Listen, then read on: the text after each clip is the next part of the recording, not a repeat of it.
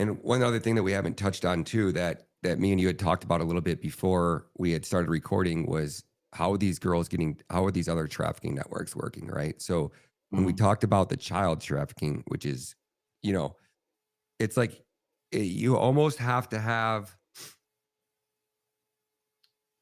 So it's like human trafficking and child trafficking are a little bit different, right? Because when you talk about human trafficking, you can actually get the humans, the adults, to move themselves, right? You can get them to basically self traffic, if you will, or voluntarily traffic. So there's a huge, massive industry for what's called sex tourism. So sex tourism is where you can basically go to these countries where prostitution is legal. People literally go there with the intention to pay to have sex, right? Yep. So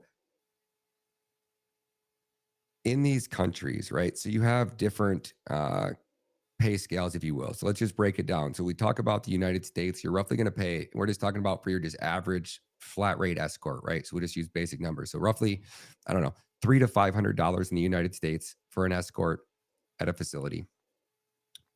Go to somewhere like Australia, you're looking at about minimum $300. You go down to a country like El Salvador, and you're looking at $75 to $125.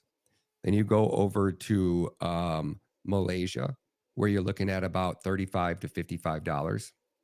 Then you go over to Thailand, where you're looking at about $25 to $35. Then you go over to from there, then you can go into the Philippines, where you're looking at about $10 to $15. Then you can go from the Philippines to Colombia, where you're looking at $5 to $10. Then you can go from Colombia to Madagascar, which is the absolute lowest of the low, where you're looking at a couple bucks. Madagascar is like Thailand 30 years ago, from what I've been told today. I just got Really? told that in an interview yesterday, or sorry, last week. So in each one of these countries, you're going to have a market for prostitution, right?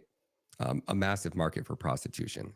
So you'll have naturally in at least in the Asian countries, you'll have all of the Asian girls that'll be working in a massage parlor, maybe even a strip club, right? And in Thailand, the strip clubs are kind of similar to an American strip club, right? And you go have a seat and all the girls are dancing up on the stage, but each girl has a number on them, right? So, then there's waitresses walking around serving drinks. So when the waitress walks around, you can buy a drink and you say, "Hey, I want to talk to girl number 32," right? And they'll get her and she'll come sit down next to you. And then that's when you negotiate. You're talking to her and you're trying to figure out, what her prices are.